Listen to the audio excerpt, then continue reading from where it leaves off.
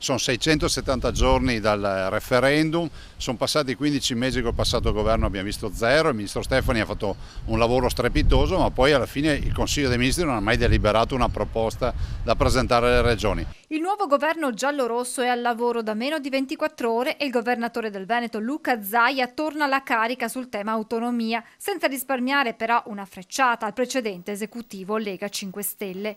Zaia risponde poi alle dichiarazioni rilasciate dal neo ministro per gli affari regionali Francesco Boccia, che ha parlato della volontà dell'esecutivo di pacificare il paese, sottolineando che non c'è nessuna guerra tra ricchi e poveri. Noi viviamo in un paese che ha bisogno di far sì che tutti si tengano per mano, e le disuguaglianze dobbiamo colmarle e lo possiamo fare aiutandoci e consentendo alla Costituzione di essere rispettata. Dice delle ovvietà il ministro Boccia, perché se ci pensate tutto quello che dice è scritto in Costituzione. La Costituzione dice che una regione può chiedere fino a 23 materie, la Costituzione dice che il governo ha l'obbligo di rispondere e fare una sua proposta. Vediamo qual è la proposta, perché poi valuteremo la proposta e quindi sappiamo se ci prendono in giro oppure no.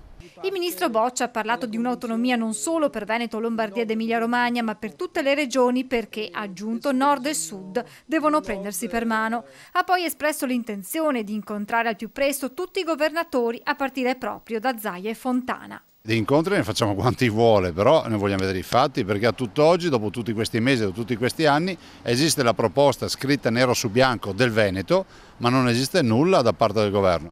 Il nord ha bisogno di un sud forte e il sud ha bisogno di un nord che si senta anche sud, ha concluso Boccia, che traccia il punto di partenza da cui far partire la trattativa. Penso che mai come in questo momento si debba ripartire da quel punto di contatto che era già stato trovato dal Presidente Conte e dal Presidente Bonaccini dell'Emilia Romagna. Di là si riparte. La Costituzione dice che il progetto è sartoriale, ogni regione fa il suo, punto.